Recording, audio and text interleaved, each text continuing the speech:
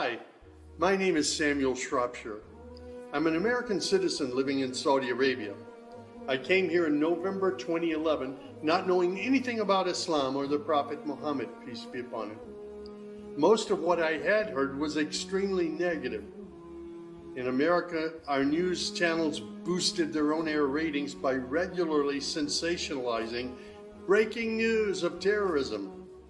Every 30 minutes, one witnessed horrific scenes of bombings and bloodshed and murder, often one Muslim group fighting against another Muslim group. As killings and beheadings took place, there were always the shouts of Allahu Akbar, Allahu Akbar, God is great. I was invited here to Saudi Arabia by Safi Kaskas to work on what was known as the Q Project. Dr. Kaskas wanted to produce a new, easy-to-read American translation for the next generation of young Americans. Since I could not read or speak Arabic, I wasn't doing any translation work. I was simply invited here to check the English to make certain that this new interpretation of the Quran was easily understood. My work, of course, required that I read the Quran over and over again. Well, as you can imagine, having no knowledge of Islam, I had hundreds and hundreds of questions. I was shocked as I read to find that Jesus, peace be upon him, was often mentioned in the Quran.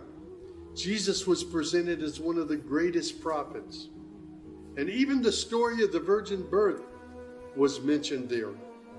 Many of the miracles that Jesus had done, I found them in the Quran.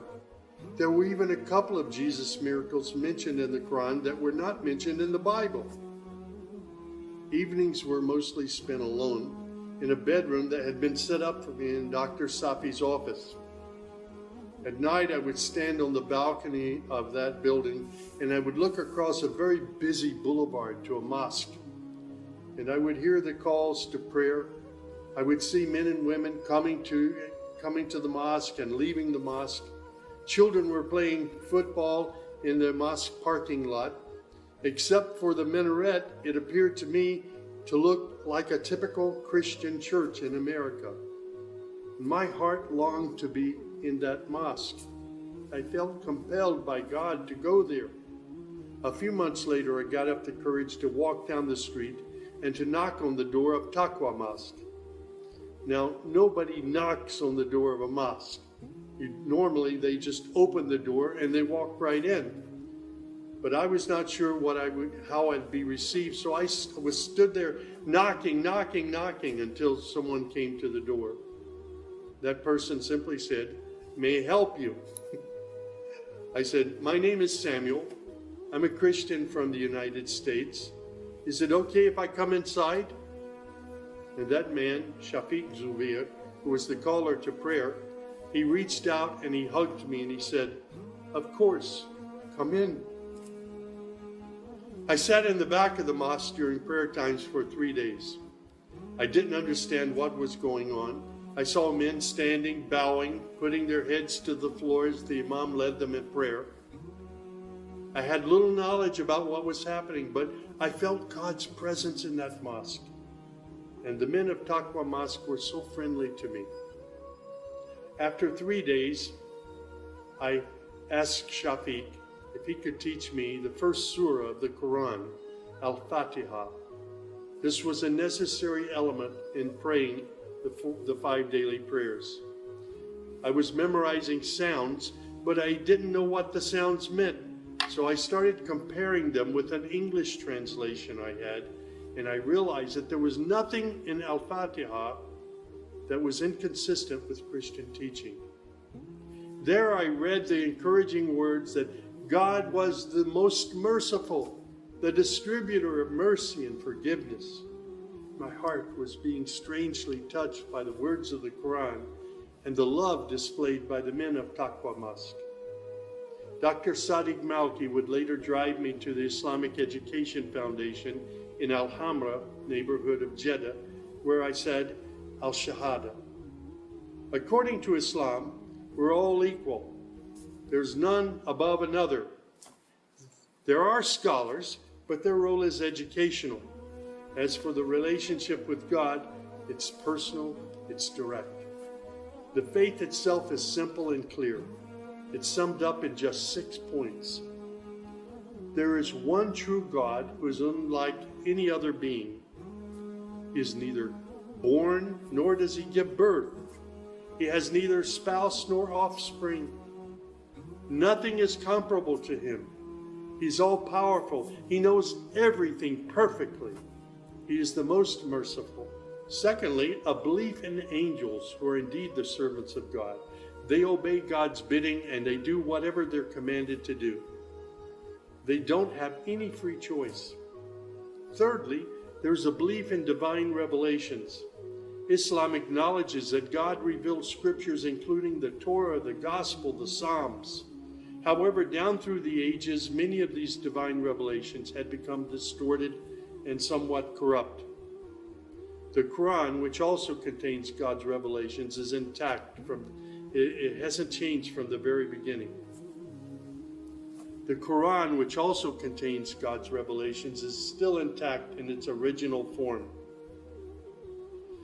Fourthly, there's a belief that in all earlier prophets and God's messengers, not just Muhammad. They believe in Abraham and Isaac and Moses and Jesus and hundreds of other prophets. They believe that the prophets were the best of mankind. Muslims believe in the last day.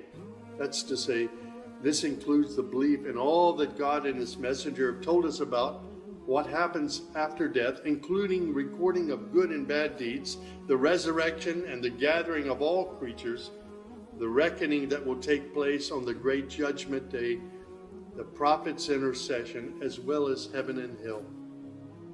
Man's ultimate aim will be to save himself on that day.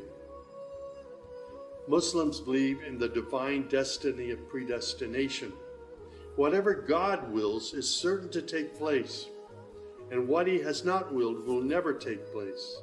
This present life is a test for man, and man should endeavor to pass this test. These tenets of faith appeared to me entirely consistent with human nature. And then I asked, how can one become a Muslim? My search showed me that one needs to fulfill 5 specific duties, which are called the pillars of Islam.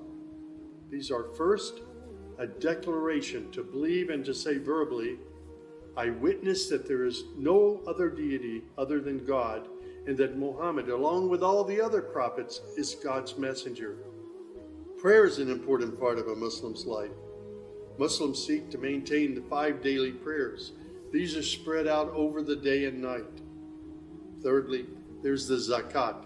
2.5% of one's property is an obligatory charity, provided that one owns more than a certain threshold and holds it for a year. Then there's fasting. Fasting is an important part of the Muslim's life. Muslims fast throughout the month of Ramadan. They do this every year, abstaining from all food, drink, and sex, from dawn till sunset. One must also refrain from futile arguments and quarrels and forbidden things. The month provides a unique spiritual uplift for all Muslims. Then there is the pilgrimage or Hajj. This is performed in Mecca and its surrounding areas. It's a duty to fulfill this pilgrimage once during one's lifetime, provided that one is physically and financially capable of doing so. People often ask me, Sam, how did you become a Muslim? In the church was a library, and in that library were children's books. One of the books my mother got over and over again was called The God of Abraham. In that book were beautiful color photos of camels and deserts. She would read me the story of Abraham, how he was commanded by God to leave his mother and father because they were worshiping idols. She would pause and she would say, Sammy, you always have to pray to the God of Abraham. There is only one true God, the God of Abraham. My commitment to God has been strong and enduring since my younger years. And now I have found absolute peace in Islam, in a faith that I once thought was hostile. I found friendship and hope amongst a fraternity of other Muslim brothers and sisters. I have found a family of believers.